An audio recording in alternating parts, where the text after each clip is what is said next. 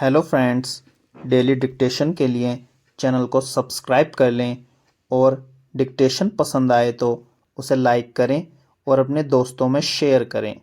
यह dictation 5 second बाद शुरू होगी।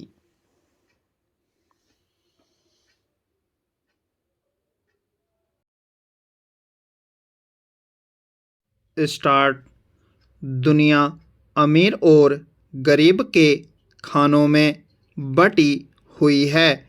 अमीर देशों का गरीब देशों पर किसी न किसी रूप में या तो दबदबा बना रहता है या फिर वे उन्हें अलग थलग किए रहते हैं।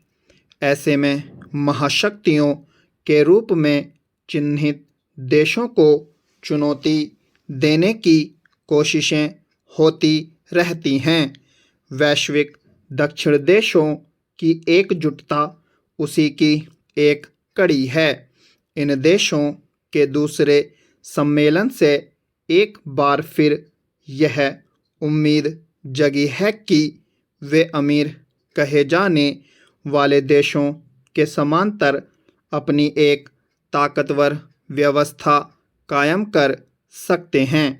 G20 सम्मेलन के बाद भारत ने वैश्विक दक्षिण की आवाज़ नामक इस सम्मेलन की अगुवाई की। इस अवसर पर प्रधानमंत्री ने फिर से वैश्विक दक्षिण के देशों को एकजुट होकर नई वैश्विक चुनौतियों का सामना करने की अपील की। पश्चिम एशिया में जिस तरह की उथल-पुथल चल रही है, उसमें वैश्विक दक्षिण के देशों की भूमिका महत्वपूर्ण हो जाती है।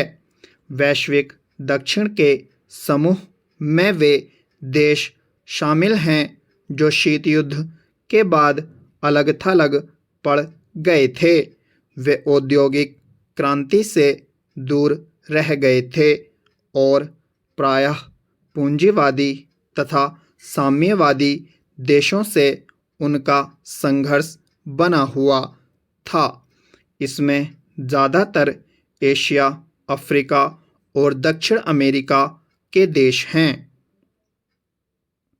वैश्विक उत्तर में वे देश हैं जिन्होंने औद्योगिक क्रांति के जरिए काफ़ी तरक्की कर ली और अब वे दुनिया के बाज़ारों में अपनी पैठ बनाए हुए हैं। उनमें अमेरिका, यूरोप, कनाडा, रूस, ऑस्ट्रेलिया और न्यूजीलैंड जैसे देश हैं। आबादी के लिहाज से वैश्विक दक्षिण के देश बड़ी श्रम शक्ति और उपभोक्ता बाजार हैं। अगर वे एकजुट होकर संपन्न देशों पर से अपनी निर्भरता खत्म कर लेते हैं तो विश्व अर्थव्यवस्था की सूरत काफ़ी कुछ बदल सकती है। ऐसे में भारत इन देशों को एकजुट करके न केवल अपने लिए एक बड़े बाजार का निर्माण करना चाहता है, बल्कि चीन को चुनौती भी देने की कोशिश कर रहा है। वैश्विक दक्षिण के देश विकासशील और अविकसित की श्रेणी में गिने जाते हैं। उनमें आर्थिक असमानता बहुत है। इसका लाभ उठा कर चीन इन देशों में अवसंरचना के विकास के जरिए अपनी पैठ बनाने की कोशिश में लगा हुआ है। परियोजना उसने इसी महत्वाकांक्षा से शुरू की थी। भारत अभी विकसित देशों की श्रेणी में तो नहीं गिना जाता, मगर वह विकासशील की श्रेणी में भी नहीं रहा। वह तेजी के बढ़ रही अर्थव्यवस्था है और उसकी चीन से प्रतियोगिता रहती है।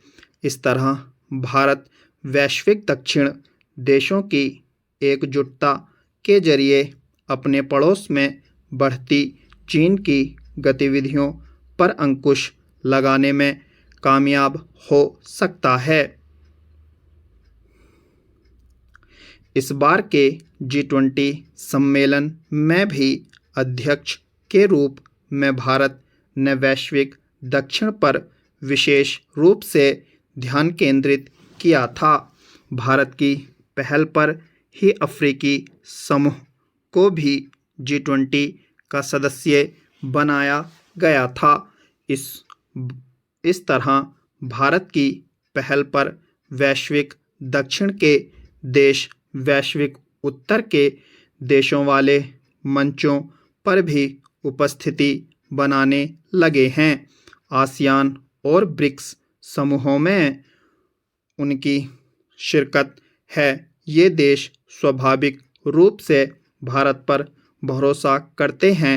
पिछले कुछ समय से जिस तरह रूस यूक्रेन युद्ध और इजराइल हमास संघर्ष के चलते वैश्विक स्थितियां प्रभावित हुई हैं, आपूर्ति श्रृंखला बाधित हुई है और आर्थिक मंदी के इस दौर में वैश्विक दक्षिण के देशों के सामने चुनौतियां बढ़ी हैं। उसमें नए विकल्पों की तलाश के लिए भारत की अपील समय की मांग है। स्टॉप।